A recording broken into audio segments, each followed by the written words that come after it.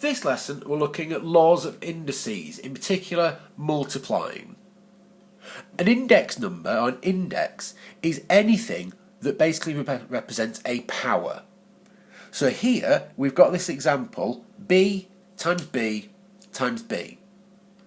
We can write that a lot quicker by simply putting b cubed, or b to the power 3.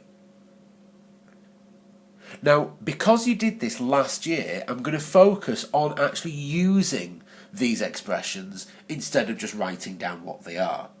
So, for instance, what you need to be able to do today is simplify something like this.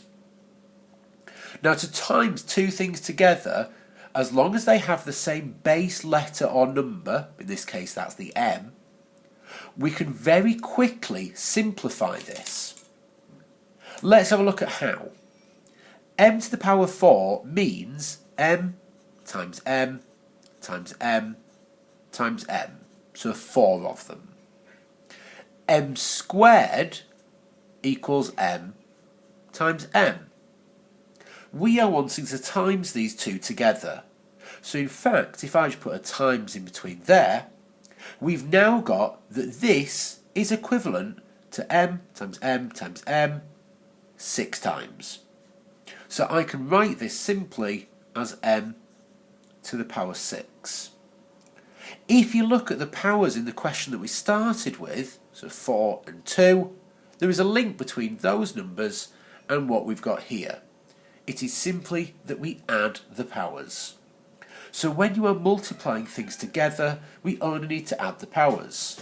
So for instance on this question, g to the power 5 times g to the power 3, we would give this as a simplified version as g to the power 8, because 5 plus 3 equals 8. It works for all numbers, so if I were to do n to the power 0 times n to the power 5, I would get n to the power 5, because 0 plus 5 is 5. Same applies for negative numbers. The next extension to this, which I'll go through very briefly now, is when we don't just have the letters, but we might also have an additional number in front of it. Because this question is asking us to multiply these two things together, we go with the exact same idea for the letters. So for the letter part, we've got n to the power 2 times n to the power 6, so we would add the powers to give us n to the power 8. But because this is a multiplication question, these numbers at the front, we would simply multiply them together, because these are not being affected by the powers. So 5 times 4 gives me 20. So the answer to this one would be 20n to the power 8. If I do one more example, just to have a look, 3m to the power 5 times 4m to the power 7. This would give us 3 times 4, so 12.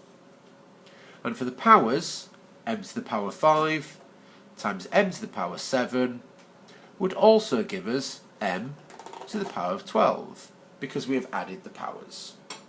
There are some challenging questions on the worksheet that you're going to do now. Could you please make sure you write the question and the answer?